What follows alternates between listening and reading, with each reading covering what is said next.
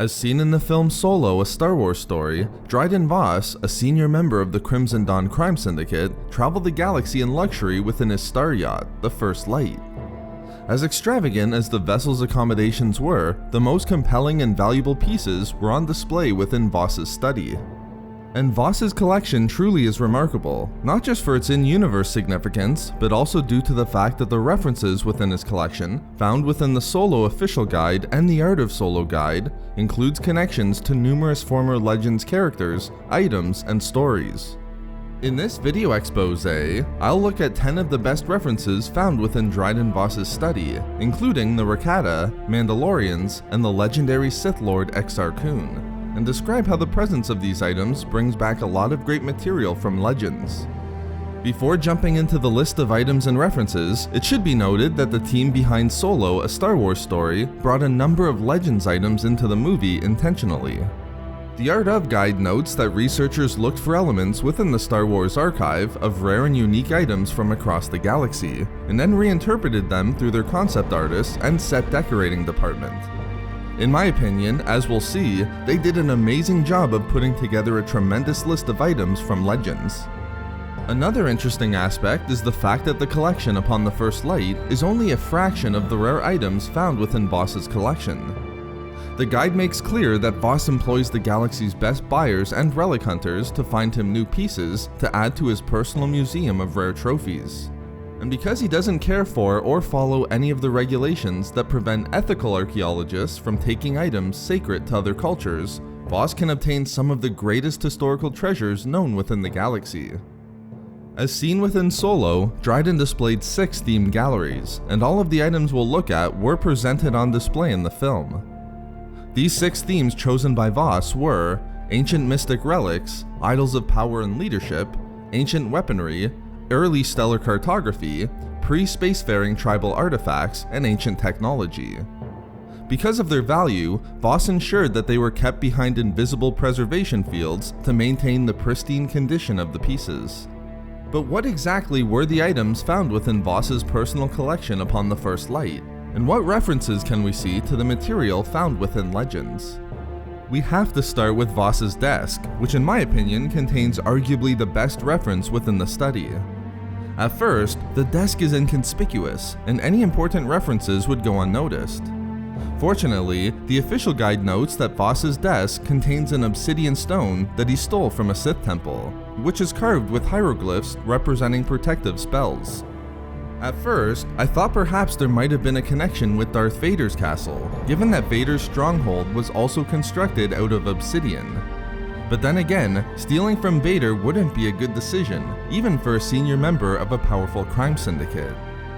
It wasn't until I read the Art of Guide that it became clear that there wasn't a connection to Vader, but to the legendary Sith Lord Exar Kun. This is a fantastic reference to Legends, as we know that the fallen Jedi turned Sith Lord constructed a temple on Yavin 4 roughly 4,000 years before the era of the films. And not only that, but Exar Kun's temple was also constructed from polished black obsidian and etched with hieroglyphics meant to protect the temple, perfectly in line with the description in the guides.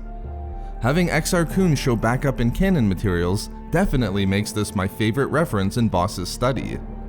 One of the most notable pieces within Vos's study is our next item, a Maitag crystal masthead of Zim the Despot. One of the most notorious tyrants in the pre-Galactic Republic era in Legends, having established a significant empire within the Tion cluster 25,000 years before the era of the films, Zim the Despot has already been brought back into the canon through a reference found within the Last Jedi visual dictionary relating to Snoke's flagship, the Supremacy. But this reference goes even further in the Solo guide through the inclusion of the Maitag crystal. These synthetic crystals were used within Zim's era within Legends in ancient scanning and communication technology. And more importantly, they were stockpiled by the Tyrant within his ship called the Queen of Ranroon, which played a significant part in the legend of Zim's lost treasure. Incredibly, even this part of the lore is included within Vos's study. The valuable collection included an ancient Navicomputer data plaque that contained glyphs that pinpoint the believed location of the long-lost ship, the Queen of Ranroon. This is another great reference to Zim the Despot and his lost treasure ship from Legends, which interestingly enough is actually found by Han 2 years after the Battle of Yavin in Legends. The fourth item is another pretty amazing reference, as the official guide notes that Vos's display of mythical antiquities includes arcs that hold the ashes of Chancellor Constipex I. In Legends, this character was a male human senator born upon Coruscant, who would rise to become Supreme Chancellor of the Republic roughly 12,000 years before the era of the films. But this was no minor Supreme Chancellor in Legends. Constipex I rose to prominence with the help of a religious cult and conspiratorial sect known as the Pious Day, and as their figurehead began a series of conflicts that would be known as the Pious Day Crusades. When he stepped down after his 40-year reign, he was succeeded by his son, beginning a legacy wherein his family would hold on to the chancellorship for 1,000 years. Like Exar Kun and Zim the Despot, this is just a great reference to have in Vos's study. The next item found within Vos's personal collection, referencing an important piece of lore from Legends, is what is known as Rakatan Wraith boxes. It's difficult to tell exactly what these are from the images, but of course, the reference to the Rakata is what is most interesting. The planet of Rakata Prime has been part of the canon since The Force Awakens visual dictionary, but the reference here seems to suggest that we may be getting closer to the Rakata species being welcomed back into the canon. We don't have the time here to describe the Rakata from Legends in detail, but I'll point you in the direction of an Old Republic video I made entitled Prelude, The Celestials, Rakatan Infinite Empire and Unification, which describes the rise and fall of the Rakata in great detail, and which hopefully shows why the Rakata appearing in canon would be so great. Our sixth item found in Vos's study again has a fun and interesting connection to Legends, and was probably the most prominent piece seen within the film. The official guide references a near-complete set of Old Republic-era Mandalorian armor. However, it's not just any set of Mandalorian armor, but specifically that of a Mandalorian Rally Master. In Legends, Mandalorian Rally Masters were the product of the Neo-Crusaders, an order of Mandalorians promoted by Mandalore the Ultimate, after the culmination of the Great Sith War roughly 4,000 years before the era of the films, and following his ascension to take up the position of Mandalore. The Neo-Crusader Rally Master was within the middle ranks of the Neo-Crusader movement during the Mandalorian Wars, which ignited roughly 30 years after Mandalore the Ultimate's ascension. The Rally Masters oversaw the training of new recruits during the Mandalorian Wars, but were ultimately undone by the war itself, with the position being corrupted during the war and rapidly declining in quality. The inclusion of the Mandalorian Rally Master armor in Vos's study was not just a great callback to the Legends material, but also to the Old Republic within canon. Next, we have the inclusion of the dancing green goddess idol of the Godoan people on the planet of Godo. Both the official guide and the art of guide reference this piece in Vos's study, and using the information from both sources, it's clear that there's a connection with the dancing goddess idol seen within Legends. In Legends, this item was a green statuette that served as an important component of the House of the Goddess techno-organic machine of Godo that was developed to protect the Godoans from extinction. The removal of the statuette would affect the entire planet of Godo and jeopardize the existence of the Godoans.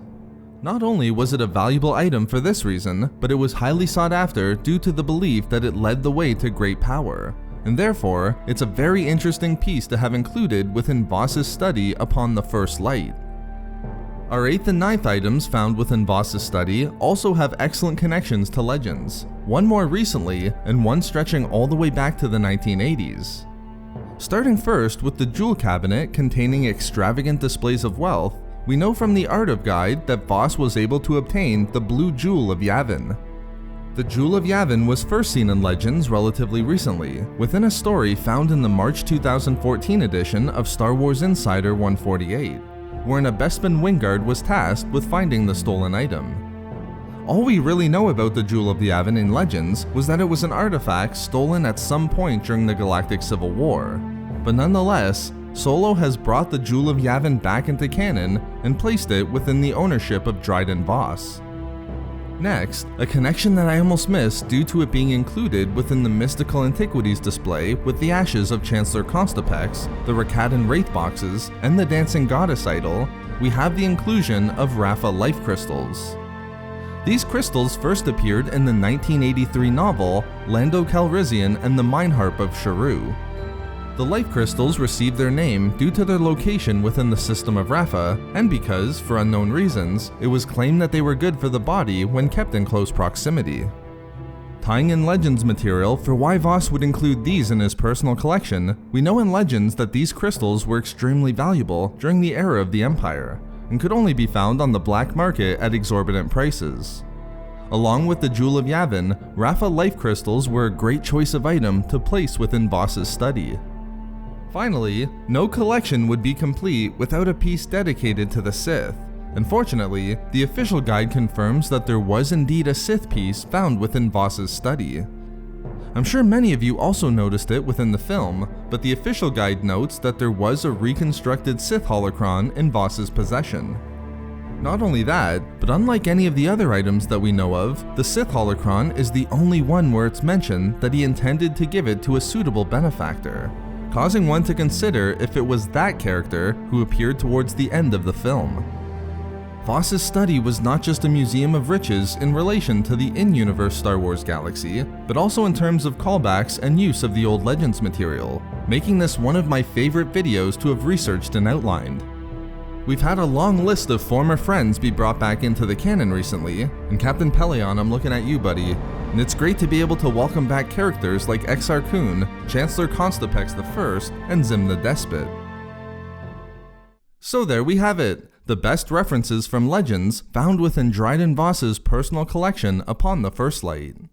We love making these videos, so why not subscribe for more fun Star Wars theories and discussions? Also, if you enjoyed the video, think about giving a like or leaving a comment. Or perhaps follow us on Twitter at SW Reading Club for updates regarding the channel. Or support the channel through Patreon for access to exclusive hangouts and book discussions. If not for me... For the Lost King of Duro.